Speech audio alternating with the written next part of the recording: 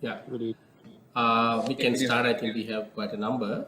Do we have any new joinee who didn't attend the introductory class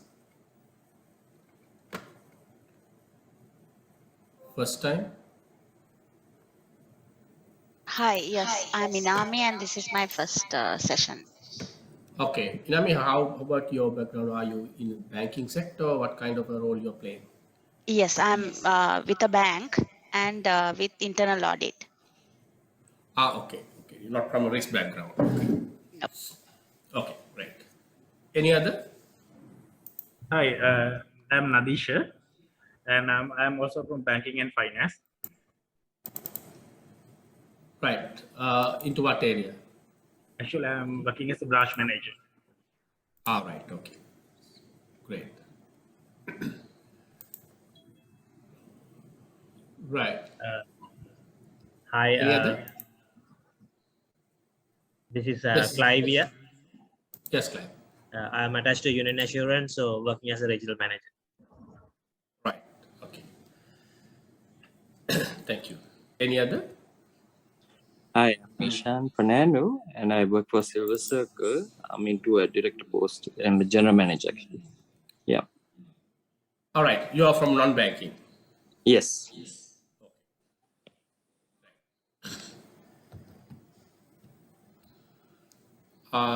Any further, or are we done?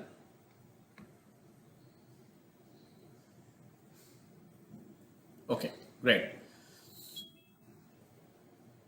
So we'll start with that. So we have had a introductory session the other day. We did not go into very detail about the topics we are going to discuss today, but we gave a very high level introduction to the course, and we also discussed certain things about risk, its meaning, and some of the concepts that might be useful when we deal with it. But those who could not attend the class need not worry about the technical content in terms of the examination, because from today onwards we are starting the lessons based on what is there in the syllabus. Therefore, you didn't lose much in terms of technical content. If there's anything you need further clarification, I can give you then and there. So that's how I'm going to do this. And as I explained the other day, what I'm going to do, I'll be discussing the content of the presentation, which is a kind of an extract from your note, right? Whatever the syllabus assigned to you, I am getting an extract from the note, the key points, and elaborate them. I have already shared the note or the presentation. I hope you all have got it. So you can go through the note as we discuss, and if you have any question, you can clarify. And I always recommend, if you all have the access to the study text, please also have a look at the study text after each chapter, so that you can get further understanding, and if you have any clarification doubt, you can even clarify the following week. So as I told you, I'm following the syllabus in order, right? I'm taking you through each and every chapter. After we are done with the theoretical sessions, we'll be doing some revisions. There we are discussing questions and answers, exam type questions, and practice, because some of these concepts we are discussing, you'll get a better understanding when we start discussing the past papers or the questions, because these are concepts. This is not, it's not easy for you to just read and understand some of these things. When you look at the same thing from different angle, you get the idea. So the key here is, rather than blindly by hearting the content, you need to try your best to grasp the concept, and the logic. So when you get it right, it will be easier for you to face the exam, because at the exam, the questions are mostly from application point of view, right? There'll be questions from application point of view. When there are different scenarios and aspects given, you should be able to figure out what would be the correct answer from application point of view. So we'll be discussing those things in detail when we discuss the questions at the revision stage. So we'll start with the presentation. Any question, clarification on logistics and the approach, or anything that I have discussed up to now from any one of you before I share the screen?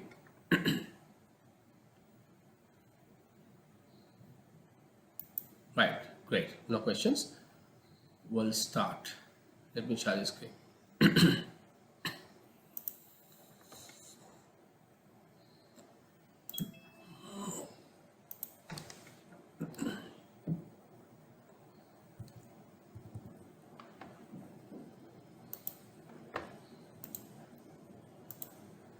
Can you all see the screen? Yes. Yes. Okay, great.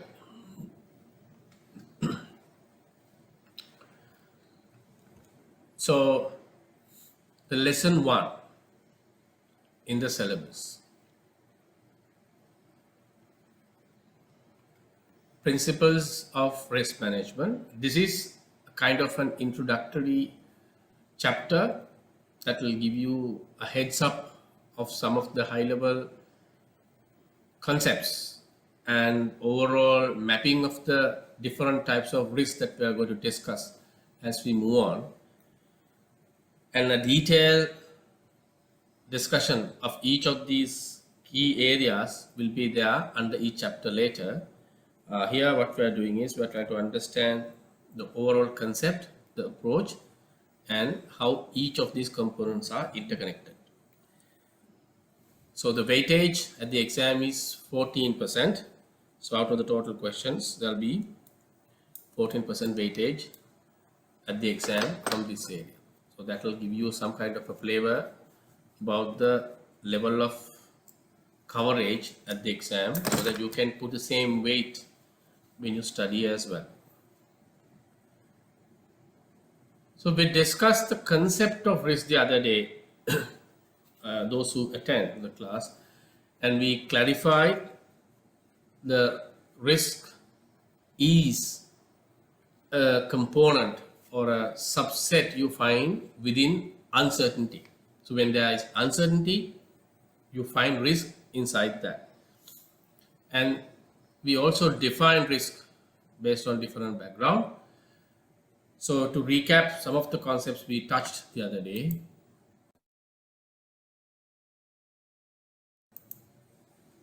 possible harm associated with the situation. So we discussed risk is mostly discussed from a negative implication point of view, right? So there can be a harmful implication on organizations, or sometimes particular divisions, or at Portuguese there is risk we discuss at 3 levels.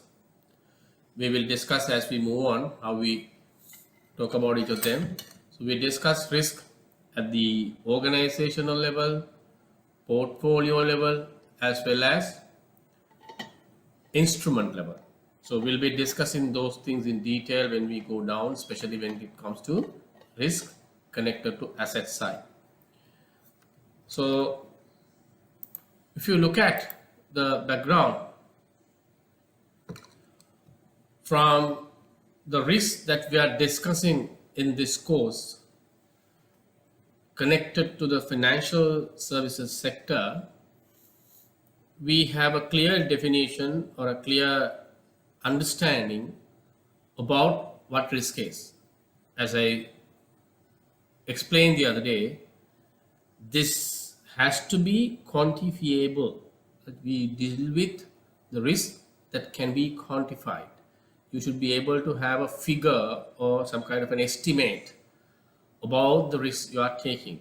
So this risk is a result of 2 things: the probability of occurring and the impact. So the probability of occurrence is mainly when you identify a particular risk. Say, for example, you are driving a vehicle and those vehicles have tires. Right? These tires can be damaged, or it can explode. Right? There can be a puncture. So you can have all these. Those are risks. So how likely that you will get a puncture in your tire? So the probability, the chance of materializing that risk, 10%, 20%, 5%. So you can have a probability as a percentage. Then you need to identify what would be the impact. This impact is presented mainly from financial perspective in terms of a value we mentioned. In the event of a materialization, if risk is materialized, what would be the total financial loss for the organization? And then we combine the two, you multiply the two to get the overall risk level for an organization.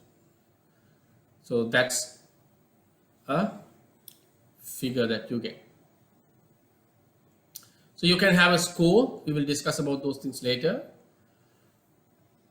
This is at a very high level how we identify risk for an organization. Now, one thing I want to highlight as we discuss this topic is we discuss different types of risks as we move on. Credit risk, operational risk, liquidity risk, and all of them. So from a measurement point of view, irrespective of the type of risk that we are dealing with, we use the same mechanism, same criteria, same variables when we measure risk. Whatever the source, whatever the cause for the risk, the result would be assessed in the same manner. Now, if you look at risk management, so we discussed what is risk. So risk management is a broader concept, especially in the financial services sector. So if I'm to brief what is generally given or how it is described in a textbook, it says the practice of using processes, methods, and tools for quantifying and managing these risks and uncertainties. Now you can see there are several keywords here. The practice of using processes, methods, and tools. There are different things we can use for this activity. So we can use any of those. We will discuss in detail as we move on how we use these tools in each area. So you use these processes, methods, and tools first to quantify, because I told you we should be able to quantify and have some kind of a estimated figure, estimate to identify the risk we are taking. So that is what we call the risk. If you can recall, we discussed, you cannot manage it if you don't know the quantum of the risk. You should be able to identify the quantum or the size or the magnitude of the risk. That's why we call, even in day-to-day language, when you take risk, take a calculated risk. So calculated risk means quantified, identifiable, measured risk. So in the financial services sector, the entire definition of risk is calculated risk. You should be able to calculate. You should be able to convert it into a figure. So we quantify, especially the uncertainties, right? I mean, there's uncertainties, we can quantify them and then we can convert them into a risk so that we know the quantum or the magnitude of that. And then you need to manage it. So it's not a straightforward task. So when you manage risk, it involves a lot of steps, processes, and you need a lot of data gathering for you to collect information and then do the quantification followed by management of the risk. So we'll be discussing all these tools in detail later as we move on in the syllabus. But one thing we need to keep in mind is that although we define this using this kind of very simple language, in practice, when you actually execute the risk management processes, there are a lot of variables that are interconnected. There are practical aspects that you need to look into. We will be discussing all of them. Otherwise, what happens is your exercise is fertile. For example, if you do not identify the risk you face, you cannot measure. If you don't measure, you cannot manage. Now, it starts with identification. So if you don't identify, that means your risk estimation is poor. You have underestimated the risk because you have not captured all the risks that are there for the organization. And I think even at the country level or at organizational levels, we sometimes face during crisis situations, there are certain variables that pops up all of a sudden, and that upsets the entire apple cart. Those are somewhat the items that are overlooked. That means certain risks that we have not identified, that we have not foreseen. So the danger is that, so I told you the other day, not knowing the risk is a huge risk. So we'll be discussing how we deploy certain tools and techniques in making sure that we have identified all the relevant risk factors. Right, so if we move on, risk versus uncertainty, for those who attended the previous class, I explained it in a very detailed manner, but today, let us touch on some of the key points that we need to touch on this area. So, risk. As I repeatedly highlighted, some kind of a scenario variability thing that can be quantified. The risk or some kind of uncertainty, variability means uncertainty, things can change, right? So that whatever can be quantified in terms of probabilities, so you should be able to tell the likelihood, and then we get the magnitude connected to it to get the total risk. So the uncertainty is something that we face anyway. Here you have uncertainty, we have variability, but you cannot quantify. That means you have no clue, you have no idea how to quantify. So for example, that is why especially when you look at risk, especially this reputation risk. Reputation risk is something that is very difficult to quantify. Because although we know it's a significant risk factor, it is very difficult to ascertain the areas it can have an impact, and the areas it has a connection. Sometimes these risk factors have what we call pervasive effect. That means it can affect a wider area. Therefore, we don't consider for this purpose in this syllabus when you discuss about the risk in financial services, although you may be able to identify certain aspects as possibly risk factors that you generally see or identify in your exercises, it can only be considered as a risk for the purpose of this scope, for the purpose of managing. You should be able to quantify it. If you cannot quantify it, you can't manage it, because when you don't have a mechanism to quantify, you cannot measure or you cannot identify whether you have actually managed that risk when you deploy certain tools and techniques. Because when you manage it, you should be able to clearly see that the risk levels are coming down or risk levels are eliminated.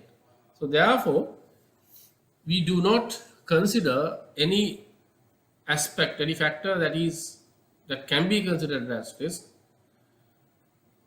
as a risk for this purpose if you cannot quantify. Now, this is an interesting diagram. I have shown this the other day just to give you an overall idea. But this picture explains how this entire system works. From the left hand side, you can see all the influences coming from external perspective, so outside the organization. There are different stakeholders and different domains outside the organization which has an impact or an influence over the organization that can either increase or decrease the risk towards the organization. You can't always say these external factors will increase risk.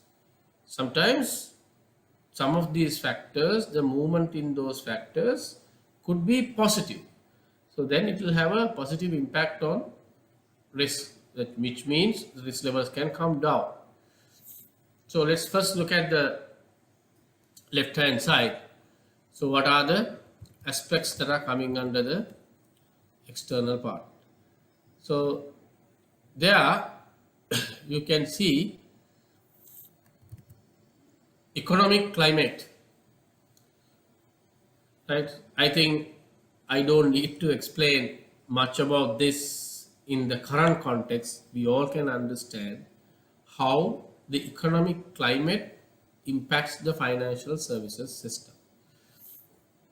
It could be balance of payment, it could be inflation, it could be GDP, right? It could be all the price levels, right? All these aspects have an impact on the financial services system. And then you have the political environment. Again, needless to explain that, we all can understand what kind of an impact the political environment can have over financial institutions, because when the sector is affected, the individual institutions have implications. And the competitive environment, this includes all the other institutes, organizations that are catering to the market.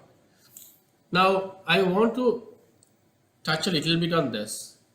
When you say competitive environment, who do you consider as competitors for a financial services sector organization? Let's say for a bank, who are the competitors that you consider? Can I have some feedback? You can use the chat box or you can talk. Who are the competitors you consider for a bank or a financial services organization?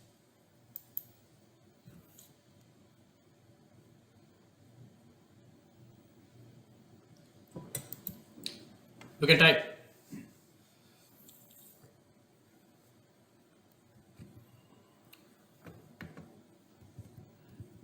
I want to discuss something interesting there.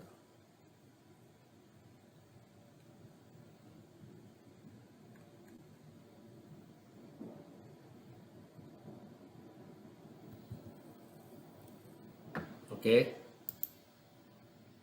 Finance companies, banks and finance companies. I got two responses. Finance companies, banks and finance companies. Again, similar here. Are we all in agreement with this, or do we want to add to the list? Insurance. Okay, great. That's another one. Insurance. Okay.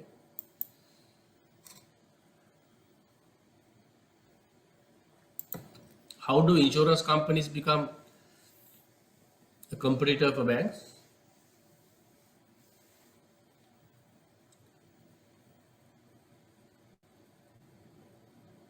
I'm just trying to understand.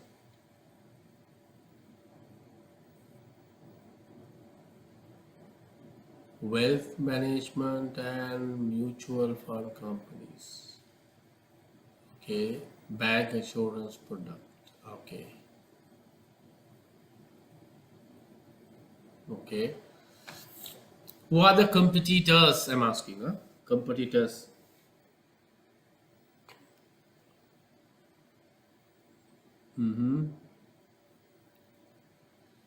So I think most of you all know some of your organization, banks, maybe involved in doing your strategic plan. Right? When you're doing strategic plans, you look at your competitive environment. You do a SWOT analysis and pest analysis, all those analysis, and then you identify your competitors. Yes, interesting. Telecommunications companies. Great. That's another one. How do telecommunications companies become competitors? Because they have a lot of products, financial products, using the mobile devices. Cash transfers, payments. Is that all?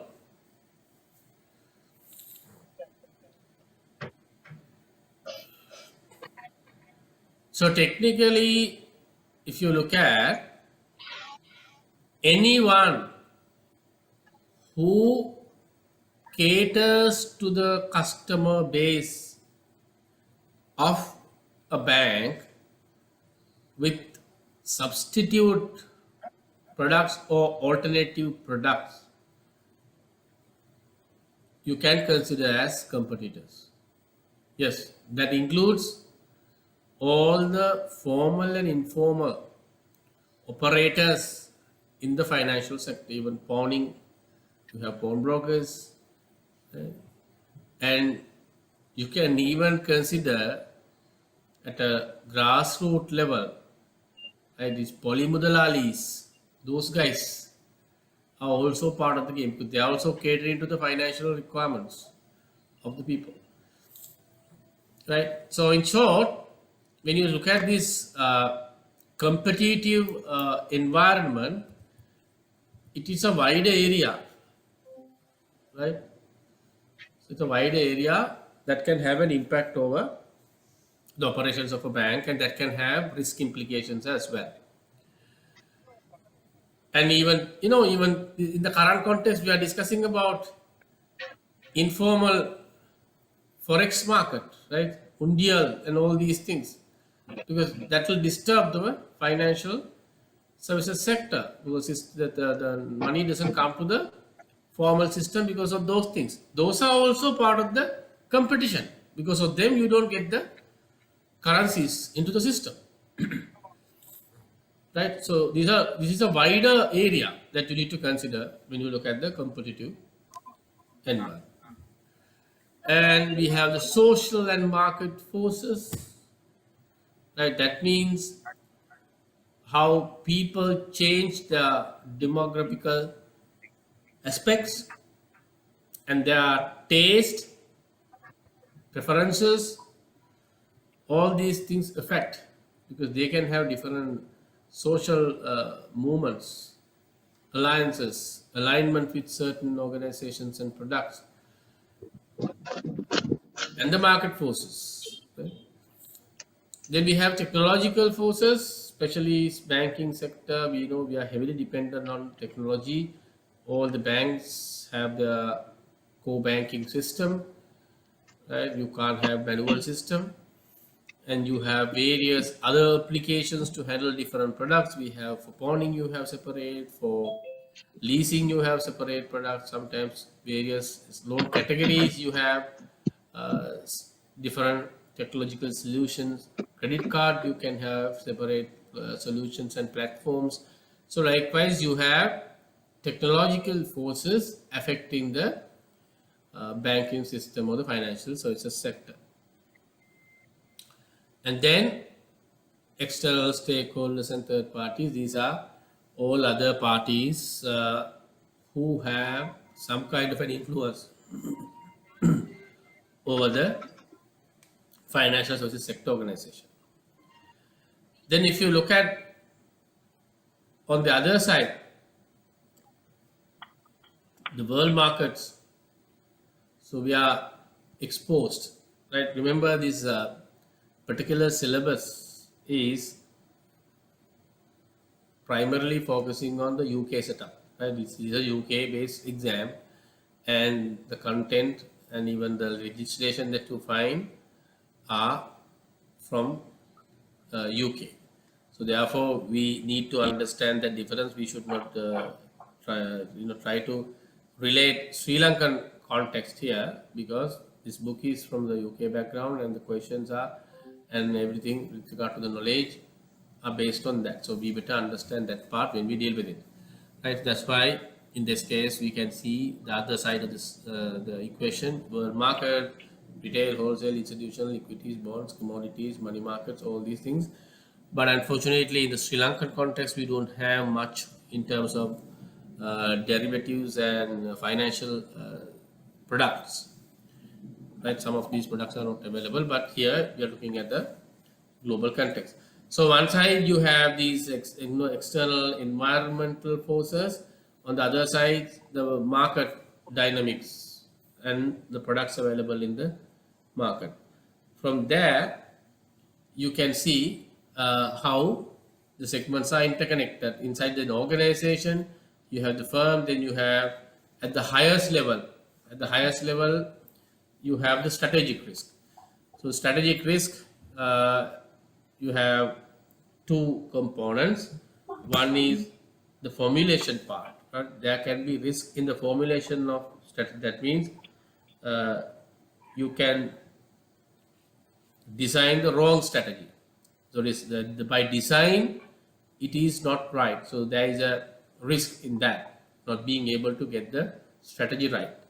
The second component of that risk is implementation, right? So strategies can fail some either by design issues or implementation issues.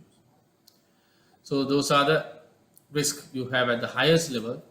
Then you have the corporate governance and risk that will take care of the good governance within the organization, and we have a separate chapter to discuss about it. We'll do that. And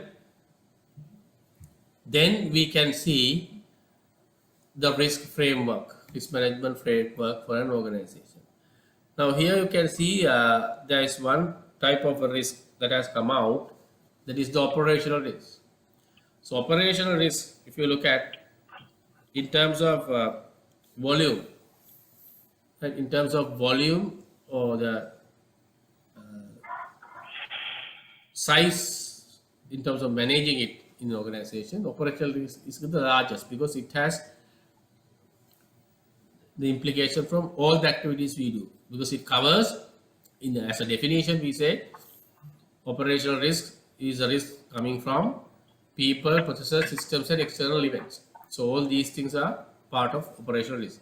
So therefore the risk can be initiated or can trigger from any of those elements. So we'll be discussing them. So that's why you can see even as a physical picture, that area is very big. That the largest box is operational risk, because it has the reach or the connectivity to the entire organization. All parts of the organizations are connected to the operational risk. Then we have some risk factors coming from the external market and some risk factors due to internal considerations, but eventually both are interconnected. So you have the credit risk, market risk, liquidity risk. Those are the three key risks that are coming from the market when we deal with the market, especially with investments, lending, and all those key tools. And then you have the investment risk, that is basically how you put your money and how much you derive out of it. And then you can see there's a cage in the middle, enterprise risk management. We also call it integrated risk management. That is where we bring all the risk components into one basket and look at that holistically without managing individually, how to manage risk holistically, taking the entire pool of risks into one bucket. Right. Now, this diagram seems very simple and basic structure, but this more or less covers the entire syllabus we are going to discuss, because all of these key risk factors will be discussed separately because we have separate chapters for them. Right. Then, before we get into risk in financial services, we are discussing risk at a broader level in a business environment. Right? That is for a normal business, typical business. What kind of risk factors are there? Then we look at the risk from a financial services sector point of view. So in a typical business, when you look at a business risk,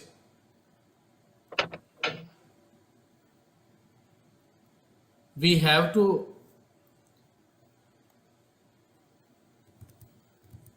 understand where these risks can come to an organization, the sources of risk.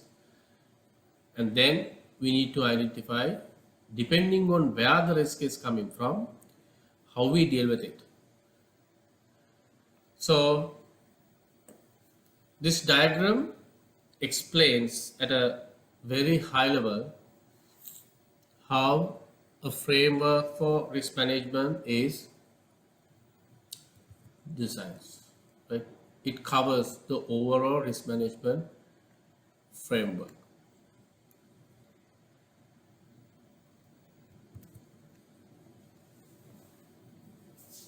You can see in the middle that covers the operational part. When you manage risk, what are the key activities you need to follow when you manage risk? You have to identify risk, you have to assess, control, and monitor. And there's risk oversight in the middle, that is to cover the entire gamut. So we will discuss that, comes from the board level risk oversight. And then you have to report all the aspects of risk management and the identified parameters to the board level. In a typical banking setup, you have a board risk committee. So we call it integrated risk committee sometimes. So this committee is responsible to look after the risk management of the entire bank. And the key people in an organization dealing with the risk will report to that, especially the CRO, Chief Risk Officer, will report to that committee. Now, you can see risk is managed at a broader level as well as on a routine, day-to-day level, right? The board level risk management is mostly handled at the CRO's level and then it goes to the board of directors or the subcommittee in the board. And on the day-to-day level risk management is entirely in the hands of the business units. Remember, so there are 3 lines of defenses, if you can remember. Some of you may know this. So the first level or first line is the operation or the management, right? Operational teams, they need to manage the risk and deal with it at the lowest level. While they are operating, while they are working, there can be exposures. You need to manage those risks then and there. And then the next level is the risk department or the risk committee level. That is where the risk people will look after things that are generally not covered by the management in terms of risk management. However, they take the input. And the third level of defense is where you get the audit, right? Whatever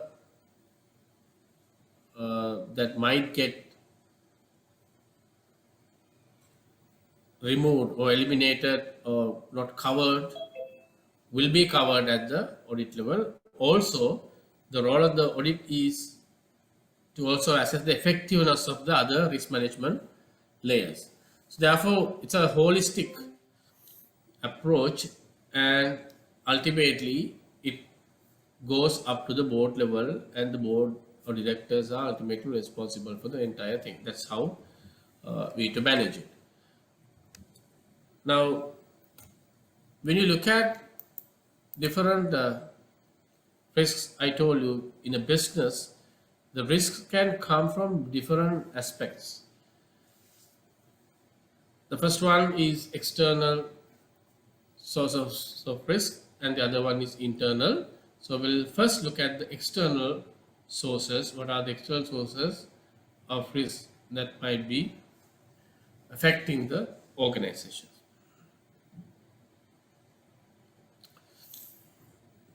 So these risks can come from unforeseen changes in the global economy, political arena, competitive environment, social and market forces, technological and cybersecurity. We discussed most of these things, right? These are the areas from which you can get the risk.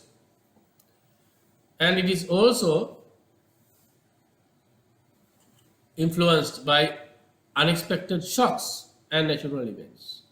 You get tsunamis, you get various other natural disasters that might have an impact on the operations. And also, the level of risk is dependent on the other stakeholders who are dealing with it. Remember, these external risks, although we might have an idea, right, about the risk and what we can do and how we can absorb it, there's very little that the organization can do to manage that risk or mitigate that risk, because that's a little bigger focus. And they may not have all the expertise to do that. So therefore, these external sources, once they pose risk, we should be able to identify and quantify, as we discussed in the previous slides. Then only we can connect it to the risk. Right? We'll take one by one. Right. So let's take economic risk.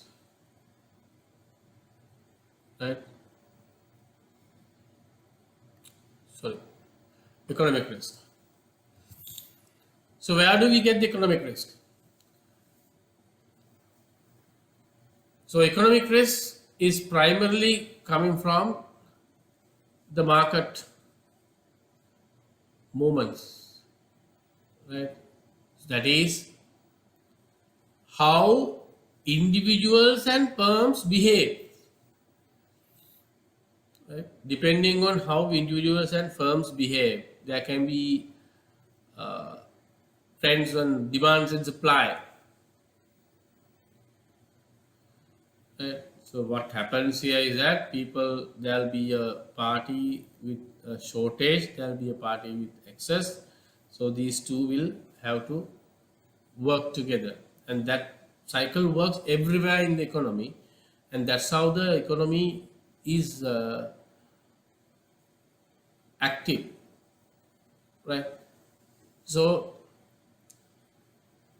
at the same time, the way or the manner in which the players in the market, right, individuals, they can be buyers, they can be sellers, they can be brokers, so whoever those people, how they behave themselves, how they handle themselves, can have an impact on the economic matters, the productions, demand, supply, all of them are dependent on that. Right? So now, in the current context, we can see this from different fronts. So we have a shortage of supply, and we have a higher demand for a lot of items, even essentials. And as a result, there is a movement, there's an impact on the risk profile.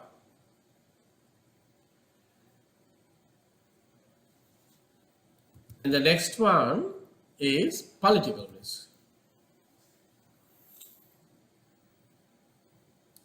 So this political risk, again, can be viewed in different ways. Primarily, it depends on how different political parties look at the matters, right? So based on that, there can be different opinions, views, and all sorts of things.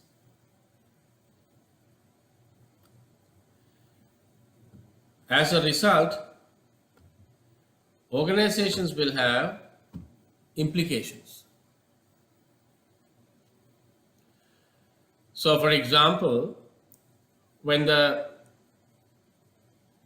incumbent political regime decides on a certain economic policy, right, they take a call on the taxation, they take a call on various industries, right? Say the government decides to curtail imports. That's a political decision. It will have an impact on the organization. So those are risk factors. Now, when these risks come, remember this political risk also includes the new rules, laws, and policies introduced by the government. Because as a result, the market and the manner in which organizations handle their transactions change. Remember, even recently, most of the banks and high net worth organizations had to pay a profit tax, right? So the lowest, I think it was the cutoff was whoever had taxable profit above 2 billion, right? When you calculate the profit based on those rules, if it's about 2 billion, you were supposed to pay about 25%, something, a large amount. as tax. These are all political. So when those political decisions are taken place, it will affect your financials. No, somebody is asking, can we call it a regulatory risk? No, regulatory risk is different, right? Regulatory risk is different to this. So I'll come to that.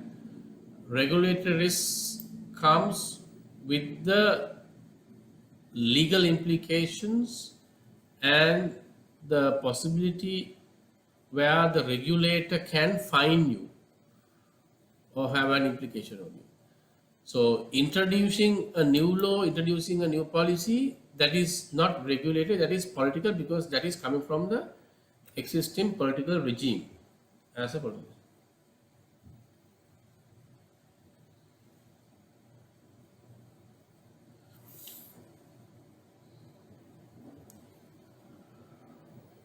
Right? So I'll clarify it further when we come to that.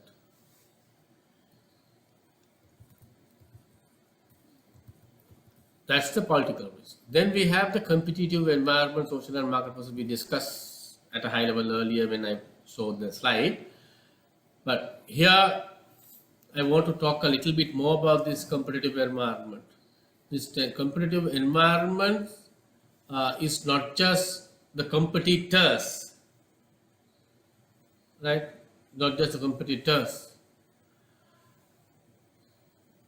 Competitors, yes, as we discussed, you have direct competitors within the industry,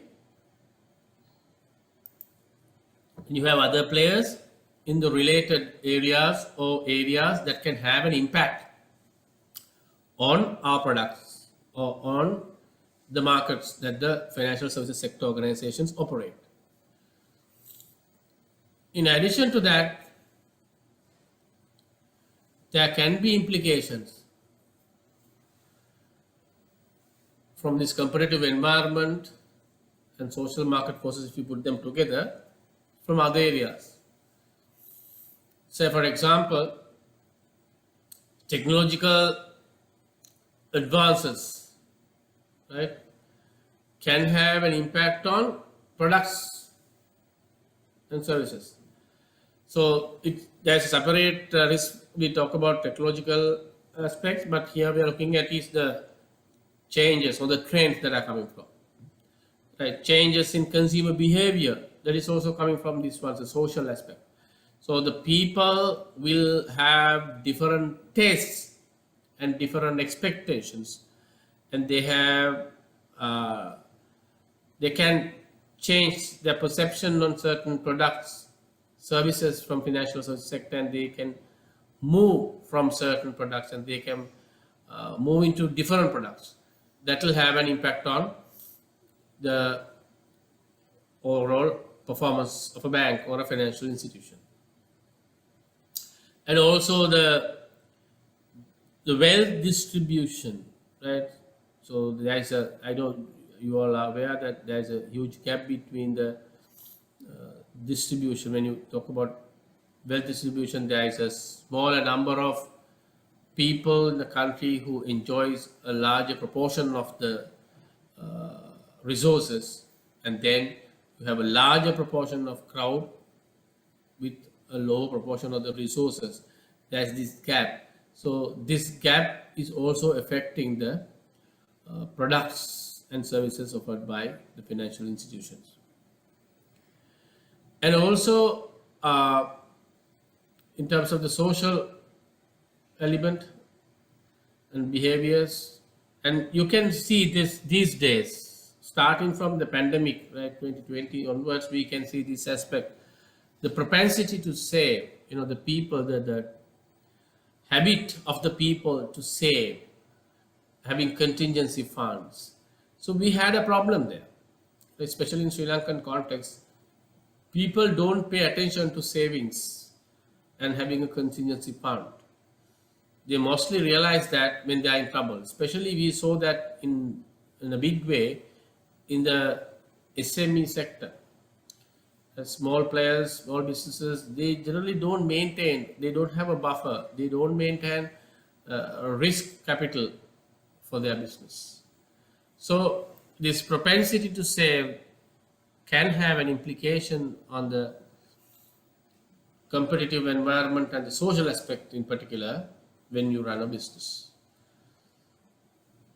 Then the attitude of people. So attitude is part of the social element again.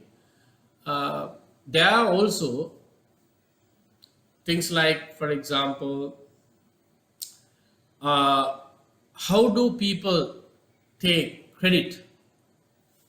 There are certain people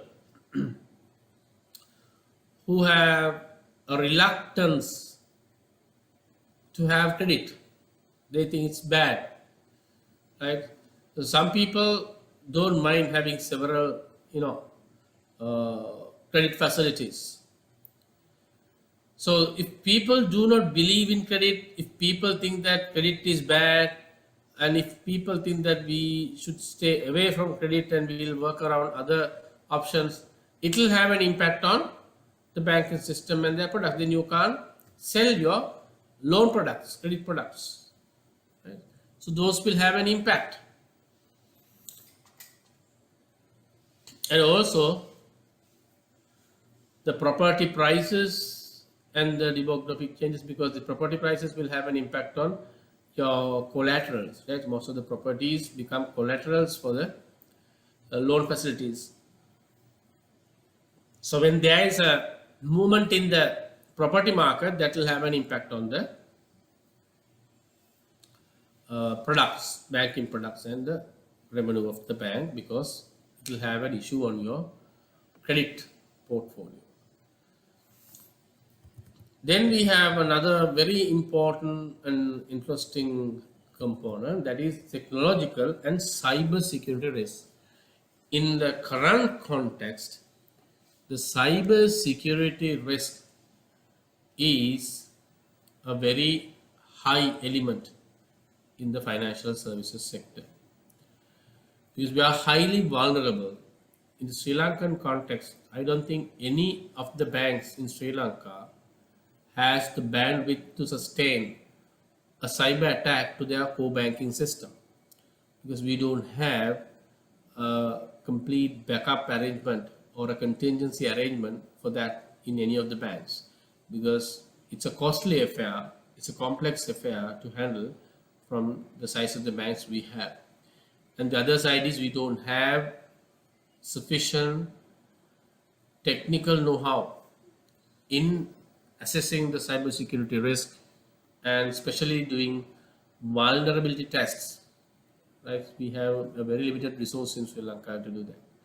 So these things pose additional risk for organizations.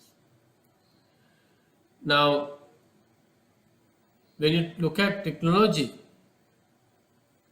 that is mainly the availability of technological infrastructure, tools, and more importantly, how best the organizations utilize them to manage your risk while supporting the operations. And then we also have shocks and natural events, right? So those areas are another significant component depending on the magnitude of it. So in Sri Lankan context, we have very little impact on the natural disasters, right? So the flooding, volcanoes,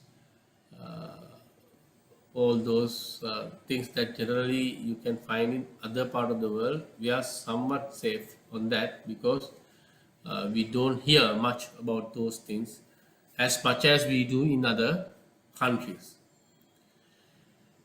Now, then you also can have certain implications that when you have that kind of natural events, those things can affect other industries, some of the industries, and then those industries can have implications on the banking system. Sometimes some of these industries are dependent on those areas, right? So a very good example in the current context or the previous we have been facing is the COVID-19 situation. Right? This COVID-19 situation affected many industries. So then it will have a direct and indirect impact on the portfolios managed by the banks. Then we have another category where you can get the external risk, that is risk from stakeholders and third parties. So we know who are the stakeholders, right? But when you say risks coming from the stakeholders to the organization, they are not all kinds of stakeholders who are attached to a bank organization. There are certain categories of stakeholders that can have a significant impact. So one is the parent company, right? So when there's a parent company, the parent company can have impacts or influence over an organization when they deal with it. And then we have institutional investors. Right? There can be in all the organizations, even in banks in Sri Lanka we see, we have institutional investors. That means there are institutions investing in the share capital of banks or various organizations in the financial services sector. So these investors are influential. So because they get voting right also at the AGM. So they will influence from various fronts in organization. And that can sometimes disrupt the flow of the matters or the priorities of an organization. Then you have large customers, right? These large customers are also impacting the organization and perhaps increase the risk factors. So the risk there is that if you are relying on a particular customer or customer segment, you have a dependency on them. Say, for example, you have a portfolio of, let's say, 100 million, then you're depending on a particular area, particular customer, for about 25 million. So then what happens is there's a significant proportion of your earnings dependent on a particular customer or a particular player. So when there's an impact on that player or disturbance, that will have an impact on the organization because you are dependent on that person too much. So that is another, that's why even in the banking sector, to avoid that kind of unpleasant situation, there are certain rules and regulations, there are banking directions, right?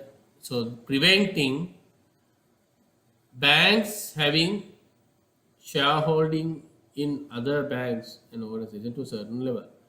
On the other way around, the external parties can invest in a bank up to a certain percentage. So that you, with those things you avoid, right? You mitigate unnecessary concentration, undue concentration. Yes, somebody has said concentration risk. Yes, that is the answer. you are avoiding the concentration risk. So with that, you are depending on one or few parties, and then if something happens to them, you are exposed. So to avoid that concentration, there are regulatory restrictions or limits imposed by the central bank, but these are not applicable to all the entities in the financial services sector. Mostly for licensed banks, they have imposed those rules. So the categories, especially when you manage this risk with the key stakeholders, we can deal with this in different ways. So one of the main things is to have a proper relationship with them. Right? So you have to build a rapport or the relationship with the higher up or the key leadership positions of those organizations or parties. That's one thing. And also you can get some idea about their future directions, their strategies, where they're heading. So that will also give you a hint about the overall stability. And you have to manage the expectations of your stakeholders and the shareholders specifically when you deal with them. Otherwise, you are pushed to work on things that are beyond practical.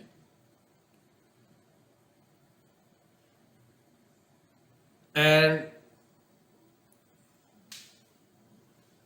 you can, apart from these stakeholders, right, we discussed about key few stakeholders. We discussed the parent company, institutional investors, and large customers. And also there are a few other parties like that. They are not as significant as the previous parties I mentioned, but they can also have an impact on the organization in their risk profile as an external party, especially the regulator. Right? Regulator can be very strict and can push you to certain things. And the brokers, intermediaries, and various the suppliers to the organization, especially this IT related stuff, right? And then if you have outsourced certain part to your to different parties, that also affects. And also on top of it, certain financial institutions have advisors and consultants who will guide them, support them. So those are also stakeholders in some form who can have an impact over the organizations and its matters and will have implications on the overall risk profile.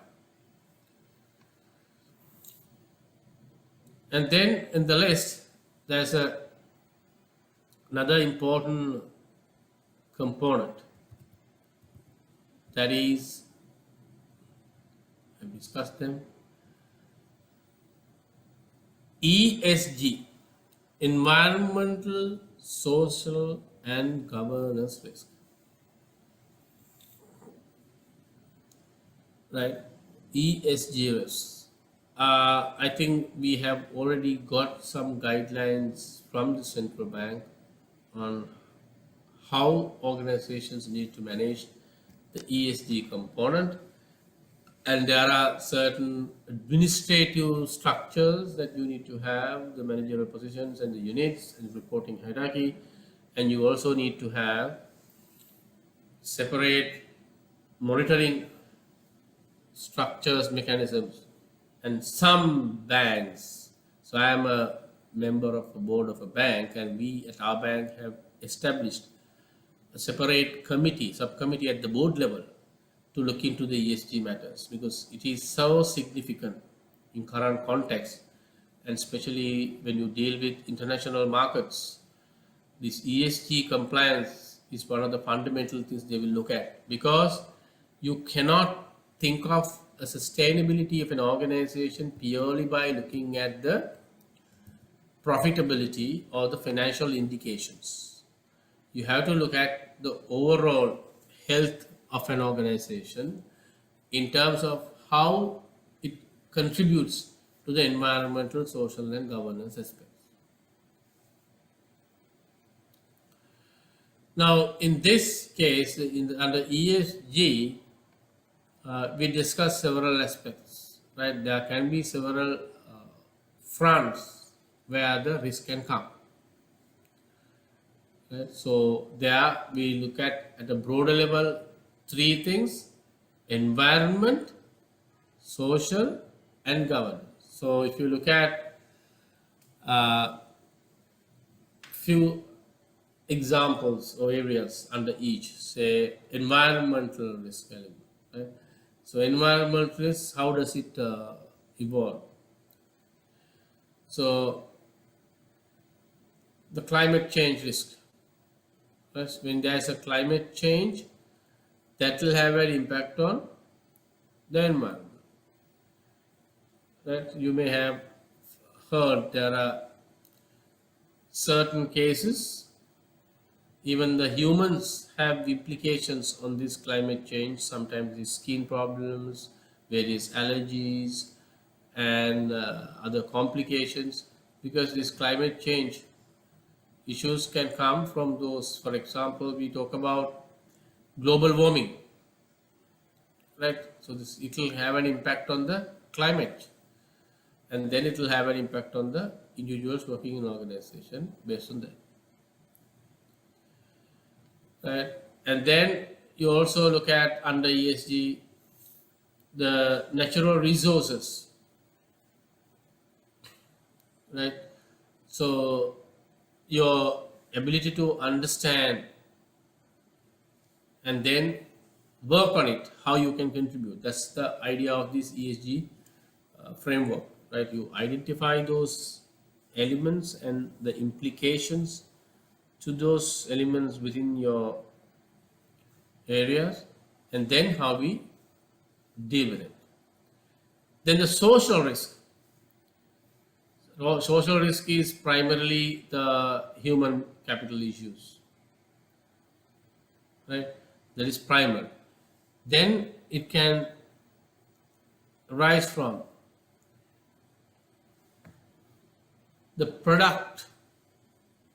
When you have products, you have different liabilities, warranties in a typical business. I'm not talking about the financial service sector. In a typical business, you can have that kind of products. But then it will have implications over your overall organization's performance, depending on how we deal with it and how those movements affect the behavior of your customer. Under this, we can also expect the resistance from the stakeholder to deal with organizations due to those points that we discussed earlier. That is also there. Then you sometimes can run into key person risk if you don't have a replacement for those. Then the governance risk aspect. Okay?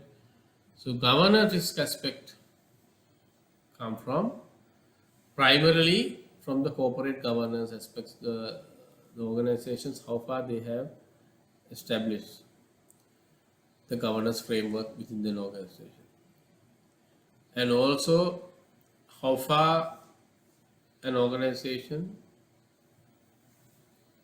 has implications on behavior, or that is mainly the behavior is driven by the values, ethics, right? The transparency, those aspects, how far the organizations deploy, and that will have an impact on the overall risk profile.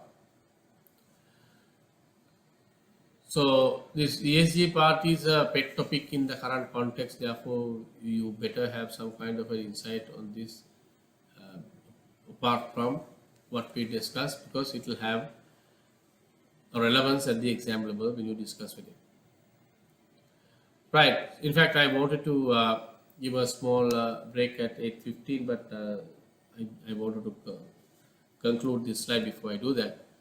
So we'll take a quick 10 minutes break, and then we come back to continue the rest. Now it's 8:25. We'll resume at 8:35. Quick 10 minutes break.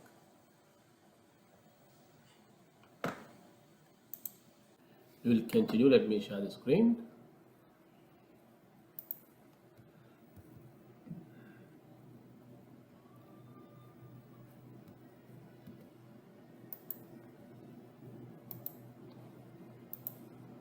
Right.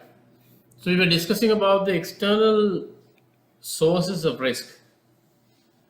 Let us have a quick overview as to how we can manage them, how we assess them. So before managing, we need to assess them. When you first you identify the risk factors where the risk is coming from, then we need to make an assessment. So how we can assess them? There are different tools we can use to do that. So one is called the pestle analysis. What is pestle analysis? We have this is used mainly to analyze the external environment from different perspectives. I think most of you, whoever has got involved in a strategic planning exercise or even assessing your risk from an external point of view, must have involved in it. So what are pestle factors? P for political, then we have economic, social, technological, legal, and environmental. So how do we do the analysis? We identify the external factors connected to each of these areas. What are the political factors in the environment, the key aspects of political factors in the environment which can have positive impact to the organization and negative impact to the organization. So we will have to make an assessment based on those. And then what level of impact can it have on the organization? So then you have some idea about the manner in which it will affect the organization. So likewise, you can look at the other components as well. Then you have the economic aspects, social aspects, likewise. So the main thing is you need to understand. I have seen in certain cases when you do this pestle analysis, especially for strategic planning purposes, we simply go and identify external factors. Say for example, you go and identify under economic factors exchange rate, for example, right? Foreign exchange rate is a factor. Yes, it is a key factor when you look at economic aspects of a country, but if your organization is not exposed to foreign exchange to a significant level or a sizable level, some organizations have no foreign exchange at all, except the fact that they have imports. So the cost of imports will have an impact on the foreign exchange rate. And if you don't have such things, there is no relevance or significant relevance of that factor as a pestle factor for your organization. So therefore, when we pick those factors, when we pick those items, you need to establish that those items have a reasonable impact or implication on the organization, otherwise no point in taking it. So that's one method, right? So you assess external factors, taking each element and then see how each element is affecting the organization. Then we have another tool that is called business continuity planning, right? That is, in simple terms, we are discussing this again later because there's a separate detailed text on this. In simple terms, what do BCP aspects do to the organization, right? What do you mean by BCP? I just want to understand from your perspective. There are different people are here. What does BCP do to an organization? Why do we need BCP? Is it only for banks, or can it be there in other organizations as well? What does it mean to you? BCP.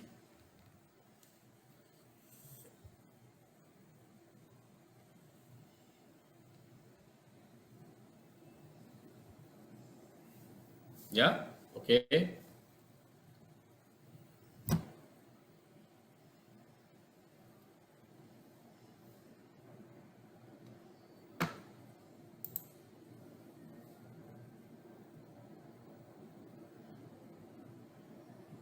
Continuity of processes in case of an emergency. It is practical for any organization, yes. To face crisis situation.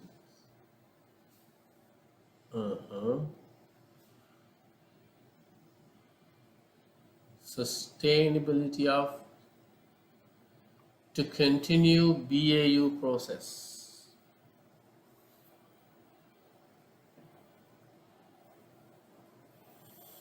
Yeah. So BCP is about ensuring BAU. Okay.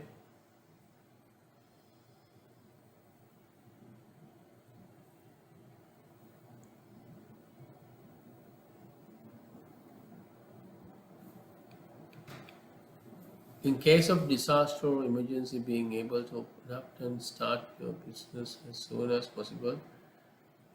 Effort due to the advanced planning and process in place. Okay, it's a little detailed version. So we'll be discussing this in detail as I told you earlier. In very simple terms or in a nutshell, BCP is the mechanism in place to ensure that your business will continue without a problem despite the hiccups. One of the basic BCP arrangement is a generator, right? I'll tell you, a generator is a BCP arrangement. When you have a generator, right, your requirement is you need continuous power supply. So you keep on working, there's a power cut, but your work doesn't get affected due to power cut because the moment the national grid switches off, you have generator coming up to the system or to the scene. So you will continue as usual, right? Despite the power cut, you continue. So that is the basic meaning of BCP. You're establishing a system in place, identifying possible disruptions to the organizations, possible events that can have disruptions to the organization.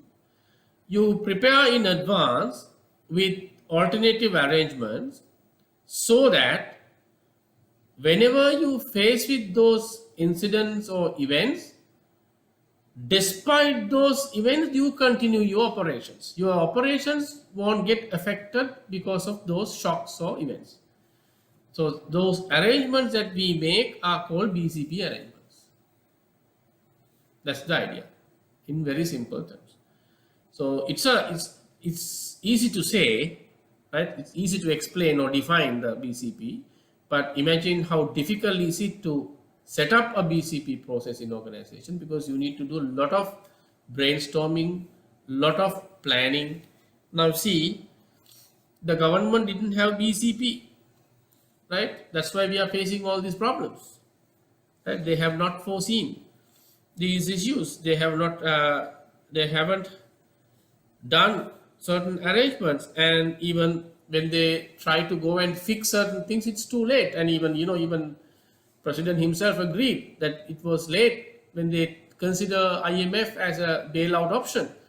So you should have considered those things well in advance and have your backups ready just in case you have another option to continue your business.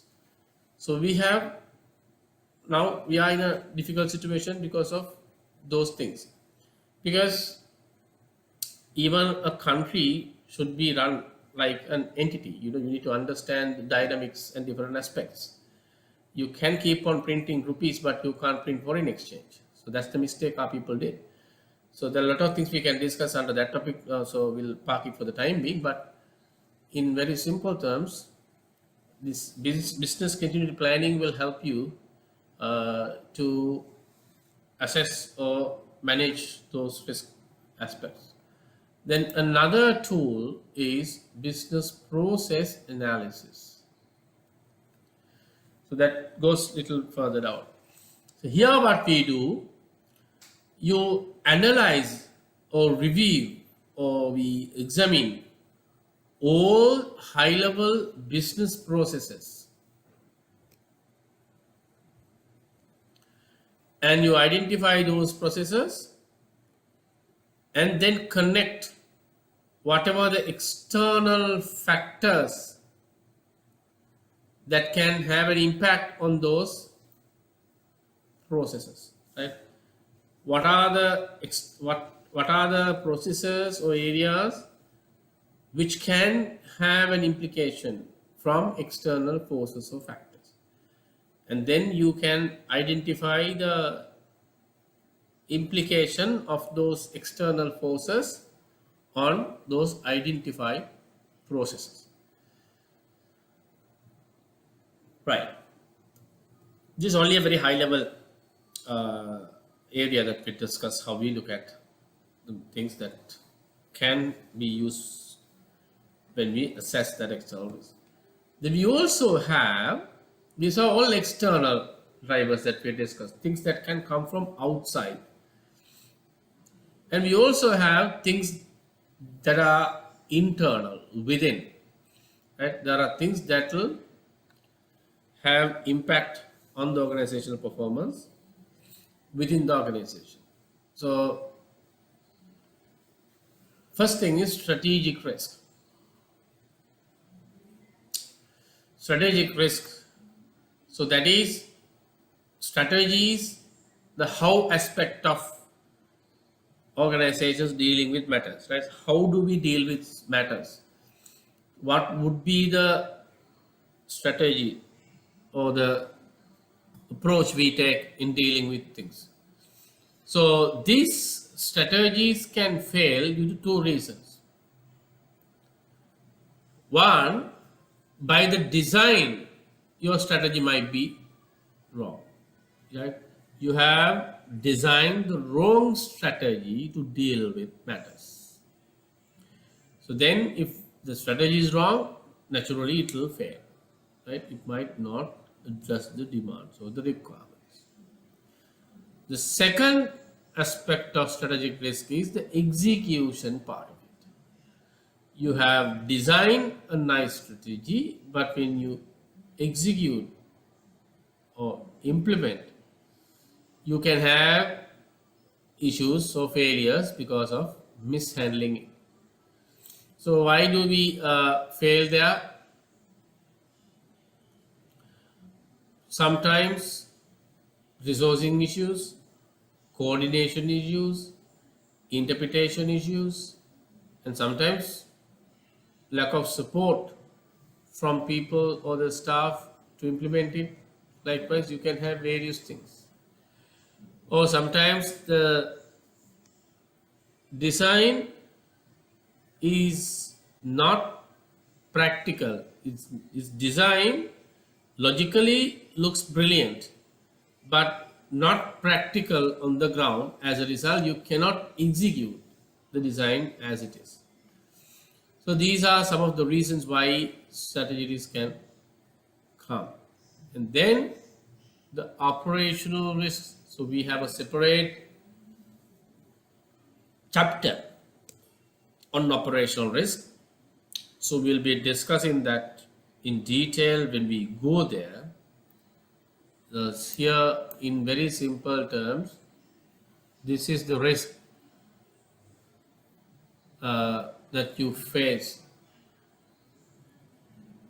resulting from inadequate or failed, right? Inadequate or failed internal processes, people, systems, or external event, right? Internal processes, people, systems, external events. Those are the 4 areas. So operational risk can come from any of those areas. So we will be discussing that in detail in a separate chapter. Therefore, I will not touch on this for the time being. Then we have the financial risk. Now, interestingly, the risk that we discuss under this syllabus, right? We can simply classify all these risks as financial.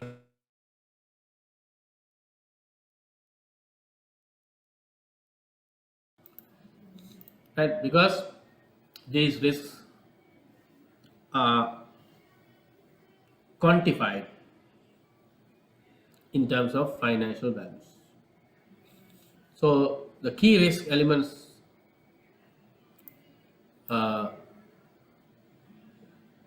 we get under financial risk are the credit risk, market risk, and liquidity risk. These are the key risks, and then they are supported by certain other risk factors. We'll be discussing in detail as we move on. So if you look at a very high level, when you say credit risk, that is not being able to collect or recover the debt. Right? It includes both the capital and interest components. So we'll be discussing in detail later. Then we have the market risk. Market risk, the risk arising from changes in value, pricing, right? So that can cause losses to organization when there's a price drop or movement in that. So that is market risk. Then the liquidity, that is connected to non-availability or low level of cash to meet the obligations. So these are very high level financial risks that can come from internal drivers. And then, like we discussed the previous case about the external drivers, you can also look at different options or mechanisms to assess internal drivers of risk. So there are multiple tools again. The first one is risk assessment workshops.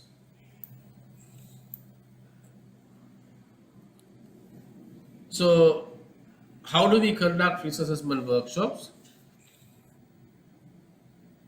What you can do is you can identify key people who you want to get involved in that exercise, and then you get into a room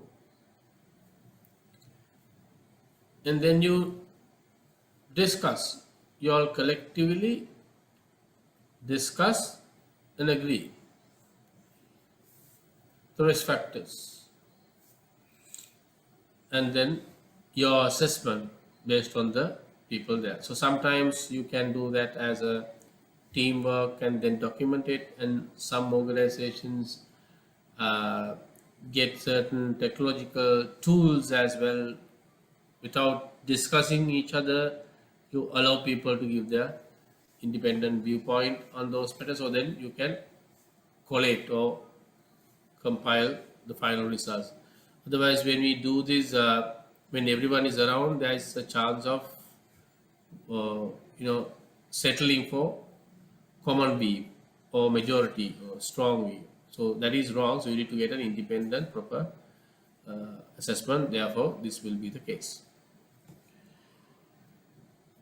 So then discussion with external auditor.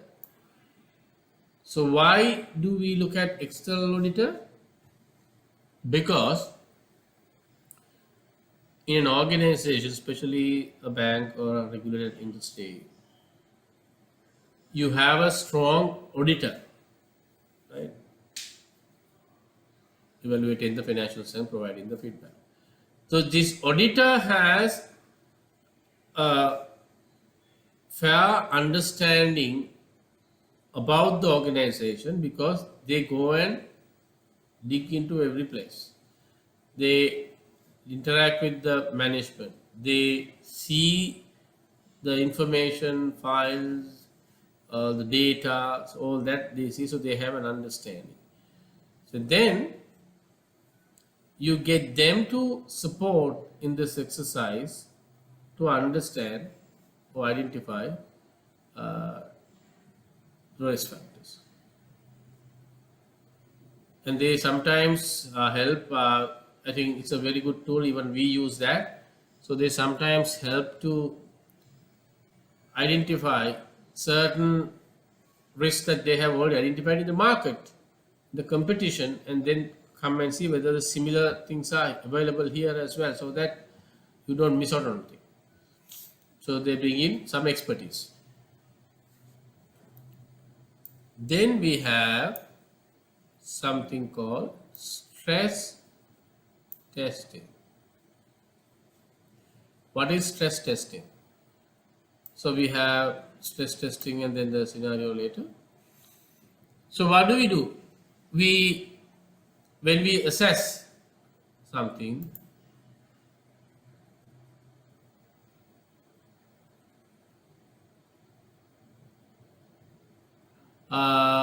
can we use internal loss events and data for what?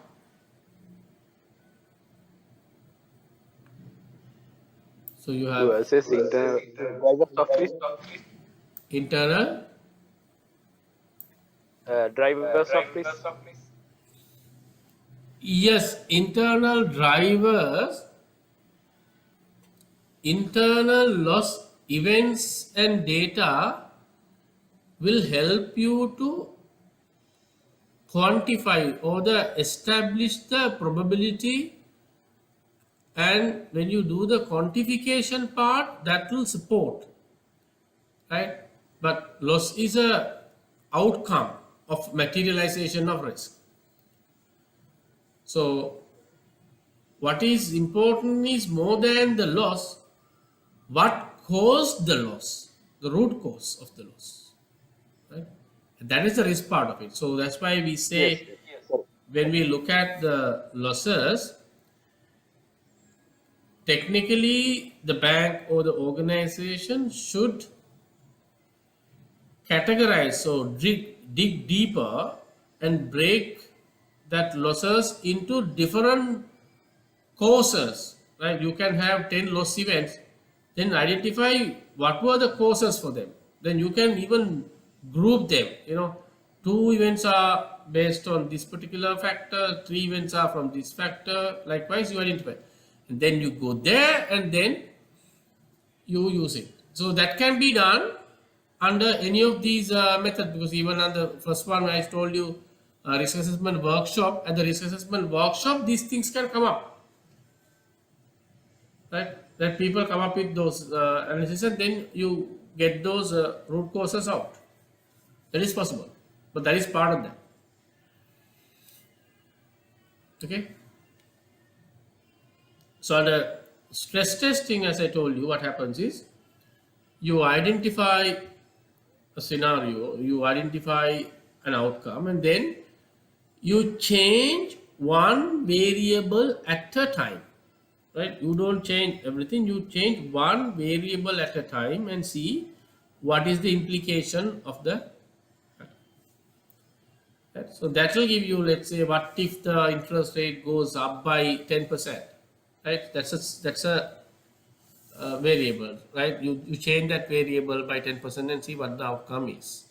So likewise, you keep on changing the parameters or adjust them, and then you see the outcome. So you don't have to do the entire exercise again and again, right? But Only thing is you do it one by one variable at a time. Then we have another tool, that is scenario analysis. The scenario analysis is somewhat similar to the testing case. You change the variable and then see the outcome. But the difference in scenario analysis compared to stress testing is, in a scenario analysis, we change multiple variables, not just one. Right? In the stress testing, what we do is we say, okay, let's see what happens if interest rate goes up by 10% and the implication. That's stress testing. But a scenario testing, you change multiple variables at a time. You change the interest rate, exchange rate, and few other things, and they see holistically with all of them what is the outcome. The idea there is you assume some kind of impacts on different aspects and see what would be the impact of that. So there, as I told you, the difference between the stress testing and scenario testing. In a stress test, you change one variable at a time and then get the outcome. But in a scenario testing, what happens is you identify a scenario, right? Worst case scenario, best case scenario, whatever, can have different definitions for it. So identify a scenario and then you define all the variables that matches with that scenario. If I'm looking at worst case scenario, in a worst case scenario, my inflation rate would be this, interest rate would be this, GDP growth will be this. Likewise, you have all these other variables alter, and then you get the outcome if all of these variables change. That's a scenario analysis thing, because you have a scenario and you adjust the ratio to that scenario. Right.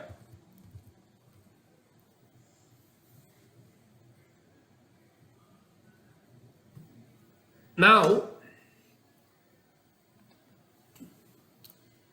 there's an interesting aspect when we deal with this internal and external risk. So we've discussed the external risk factors, we've discussed the internal drivers of risk. Now, there is a connection between these two, right? Internal risk and external risk. So we need to understand that connectivity for us to manage it, and the best thing is to have a separate identification of this, but practically that is not possible because there will be implications on internal risk factors based on external risk. We'll discuss some of this. Right. Now let's look at this. We take this scenario, right?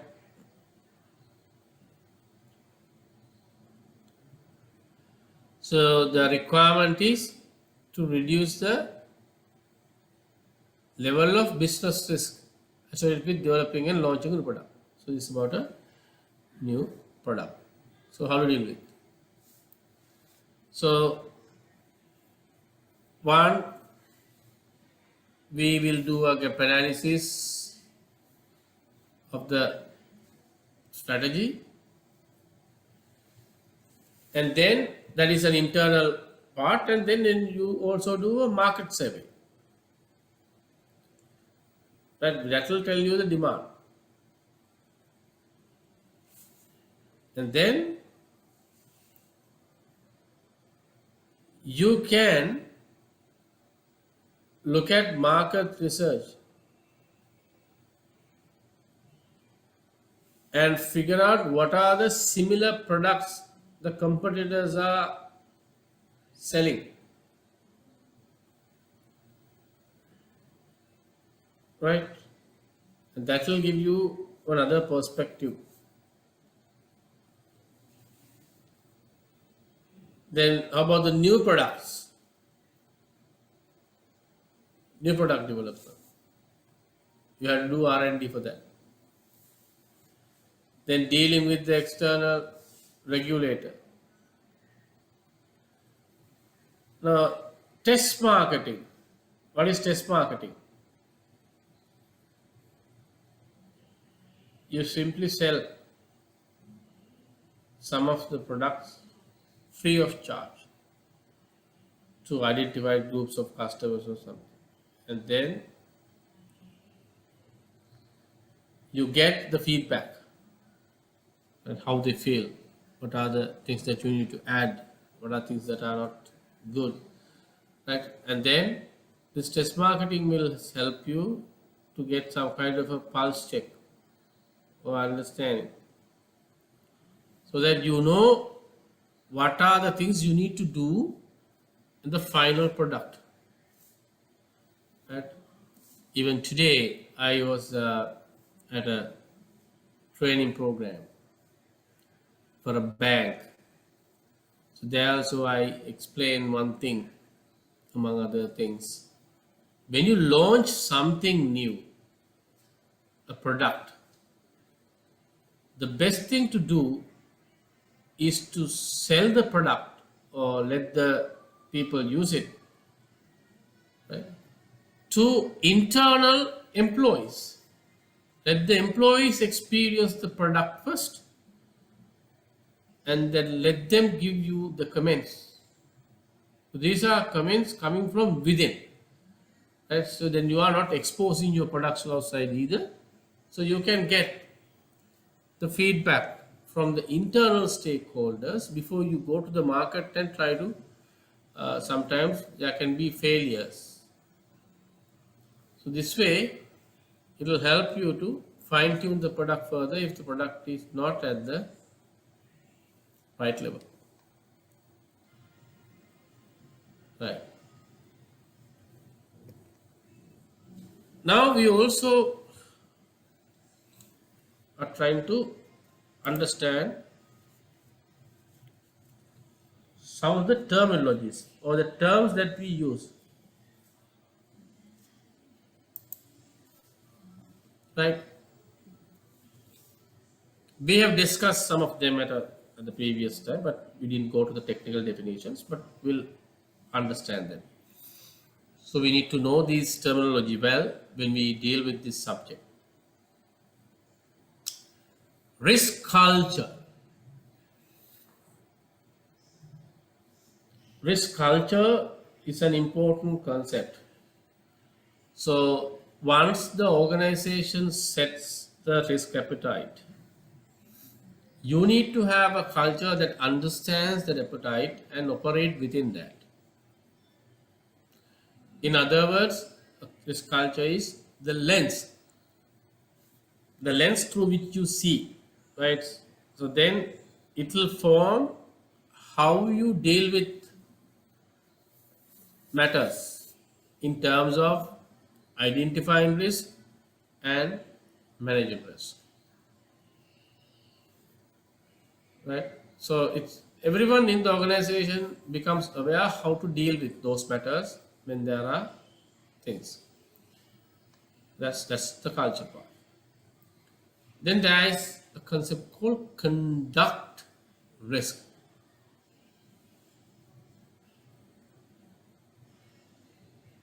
That is from the organization's point of view,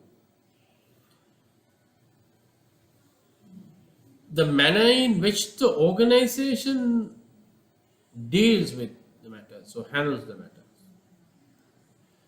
That can have impact on customer. Right? Because the way you operate the business will affect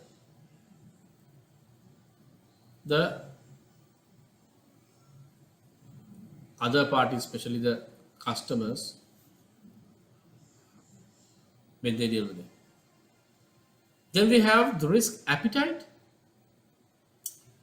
Risk appetite, I think that is a very common term. In simple terms, this is all about how much can you bite, right? When you deal with the misses, that means how much of a shock you are able to absorb, right? Anything is below that. So it's a matter for the board, with the recommendation of the risk committee, to ascertain what is our risk appetite. Right? So because different organizations can have a different taste or attitude toward risk. So you need to handle it, because there are certain banks or financial institutions who can have a lower risk appetites. As a result, you can operate within that. And there can be certain other organization competitor who would like to operate at a higher risk appetite, right? Then you are encouraging your organization or people to go and do more lending, right? Or go and assume the risk, because we have set up our risk tolerance at a higher level, so we can assume more risk to the organization. That's the message you are giving with it. Then there's this term, I think most of you are aware of this term. This is inherent risk. Inherent risk. That is, what is the gross risk that is available in a case, in any case, without considering any mitigating measures, right? So if there are no mitigating measures, what would be the risk? So that's the maximum risk you can assume in that, because with mitigating measures you are reducing it. So this is the maximum. And then we also have residual risk. The residual risk is, you have a risk, you identify the mitigating measure or element, and then you have the residual risk or the net risk, that is the net of that. I'll give you an example. Let's say we are talking about the credit risk. Credit risk is not being able to recover the debts. So you grant a loan facility to a party for 50 million, and you have taken a building as a collateral support. Now 50 million is the total value, and then you have a building, you assess, that is the mortgage for that 50 million loan. When you assess it, the building value is only 40 million. So you have obtained 50 million, the value supported by the building 40 million. So there's a gap that is not covered by the mitigating measures. In the event of a problem, you can recover that money from the building. So you can sell the building and realize it, right? In the current context, as I told you, it's 40. So you still have 10 uncovered, and that part, that uncovered risk, is called the residual risk, right? So you have a risk, then you have the mitigating measures, and you have the area that the mitigation measures are not addressing. So the balance is open. Then you have the risk profile. So that is not a choice based on different decisions that the management and the rest of the people take. We need to understand the risk profile of the organization. right?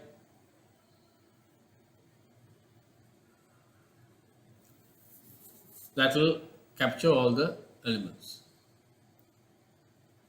Then we talk about the mitigation, that is how to deal with it, how to handle it.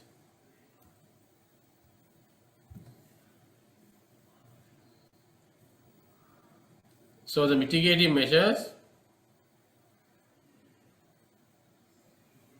are affected by various factors. It depends on the type of risk, and then for certain types of risk, certain mitigation measures may not work because there are other implications. So one is insurance policies. That when you have obtained insurance policies for your asset-based items, then in case of an eventuality, you have the insurance reimbursing you or indemnifying you, so you don't have to suffer the loss. Then your IT, by improving IT infrastructure, you can minimize the risk, especially operational risk, because this manual intervention, human involvement can be reduced, so that it will reduce the errors. Then hedging is also another tool we use to mitigate. Right. So we'll be discussing some of these things later in detail, therefore I will not touch on certain components. And then holding collateral. So whenever you lend to someone, you ask for collateral. So then that will take care of at least portion of the risk of the item at hand. Now, up to now, we have discussed internal and external drivers and the assessment you do in terms of risk management in a common business, in a normal business. Now, when it comes to risk in financial services, there is another element that you need to look at. So there are other aspects that are not found in the normal typical business, right? So these are the specific risks that we generally find in the financial services. Operational risk, credit risk, market and liquidity risk, funding liquidity risk, interest rate risk. So these different types of risks you cannot find in a typical business organization. This is available mostly or only in financial services.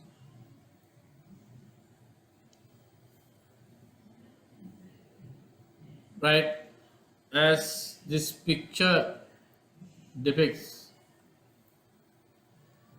you can see from the left hand side what you see, how the key components of risk in a business environment. You can see, so your knowledge or your competency in terms of global risk spectrum, that is basically the overall global level, how you manage risk. That is a strategic level and deal with the CEOs and people. Then we have strategic and operational aspects. Operational risk that is primarily found in the middle layer. Like in an organization setup, the middle layer position. Now, you can see these first two categories I just mentioned more or less equally apply for any business, right? It applies for many businesses because irrespective of your business type, these components are relevant and those components are there. It will affect. But this last few items, you can see how it moves. Right? For a typical business, we don't have this credit, liquidity market, investment. So you don't generally have or you don't generally believe or practice on those things. Right? So as you increase your exposure towards financial services sector, the importance of those risk elements increase. It goes up. Towards the right hand side, you can see those risks become much more relevant and inclusive. Credit risk, liquidity risk, market risk, and investment risk. So that's why when you are managing risk in a financial services sector, on one side, those additional risk components come into the picture, and at the same time, if you all can remember, I discussed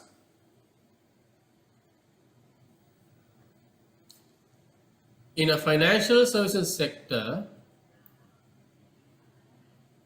you have to manage risk not only for yourself but also for others. So you need to manage the risk of the organization as well as the risk of the customers or the parties who are transacting with the bank, because that will have an impact on the bank's portfolio or risk assessment.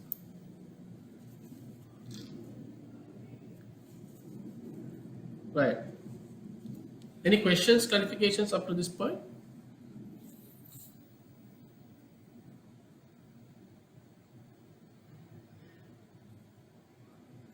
Right. Now, there are a few other components that we need to discuss under this as we move on. That is, when it comes to this financial services sector, compared to the typical businesses, the complexity is high, right? It's high in terms of complexity compared to other areas. And also, because of this reason, the financial services sector risk management becomes much more severe. And you need more attention there, you need more talent there, you need comprehensive framework or mechanism. That's why you don't get this risk committee or chief risk officer set up in other organizations. There are few organizations that require certain extensive level of risk management, but in a typical financial services organization, you can see them little more than what you find in a normal organization. Right? So that is one problem. And then, unlike a typical business, a financial institution, you don't have physical products. Right? It's a different level that you need to handle, because your items, products and sales, services items that you can see from a financial services sector organization point of view, these are just sometimes papers, piece of paper, right? But that piece of paper will carry all the ingredients or the components, content to support that product. So that is one other change you see in the financial services sector organization compared to others. Then you also have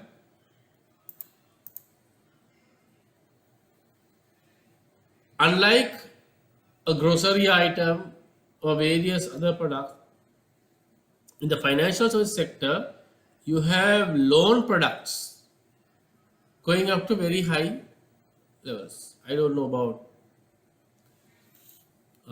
different organization because it depends on the organization. So sometimes your housing loan, you know how it determined. When a person wants to get a housing loan, you look at the current age of the person and you look at the retirement age of the person. No, there is a cutoff limit that the bank has. Then you take the entire span as the credit period sometimes. So it can be sometimes even as high as 30 years, right? 10 years, 20 years, 30 years. There are different organizations who will extend their tenure. And then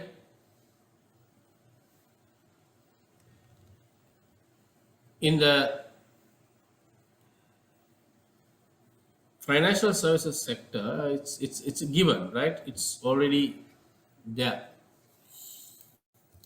So you have no choice but manage it. Right? No choice but manage it because this is part of the system. Because in other words, look at the financial services sector, this is what we discussed. In the financial service sector, what you do is you are playing with the risk, right? In simple terms, you are playing with the risk. So that's their business. You do the job better, you will win the game. If you don't do the job better, you lose the game because you will have exposures, everything. So it's all about, the financial services sector is all about playing with the risk or dealing with the risk. So if you do it well, you can become a winner. Right. So those are the key points I want to discuss today with the first lesson. But if you go to that respective chapter, you will have few more details. Don't worry about any area that we do not specifically cover from the textbook, because I want at this stage for you all to have that conceptual understanding. And then when we get into the revision or the paper discussions, question discussions, some of these things will get further clarified, because then you have to be very specific when you answer those questions. So we'll be discussing more about those at that point, and if you have any doubt or clarification, we can even get it there. Right. Any questions, clarifications on today's lesson, or any suggestion, comment? So can I raise a question? Yes, please go ahead. Yeah, well, what you essentially said at the end of the program was that banks or the financial services industry plays with risk. Isn't it the case with many other industries? In trade and commerce as well, they play with the risk? They also have it, but not to the extent that the financial services sector does. Because if you look at trading business, you have a commodity, you have a product, you deal with it. But in the financial services sector, you are dealing with two levels unlike them, because you are dealing with the risk for the organization, you are dealing with the risk of the customer as well. Because if you lend money to a customer,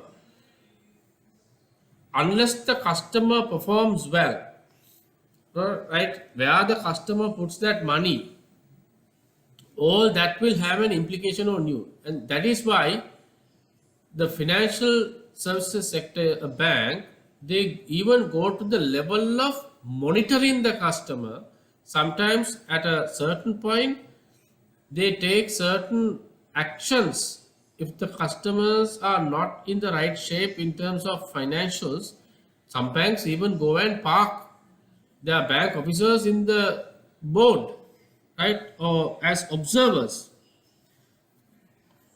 because you go to that level. So you're logically you're right that any business there has a risk. That's true. But in the financial services sector, it's much higher than what others do because the exposures are high, and then they deal with a wider spectrum of risk. Any other questions?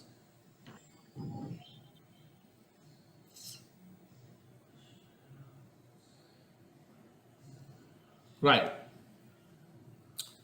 If you don't have any further questions, that's it for today.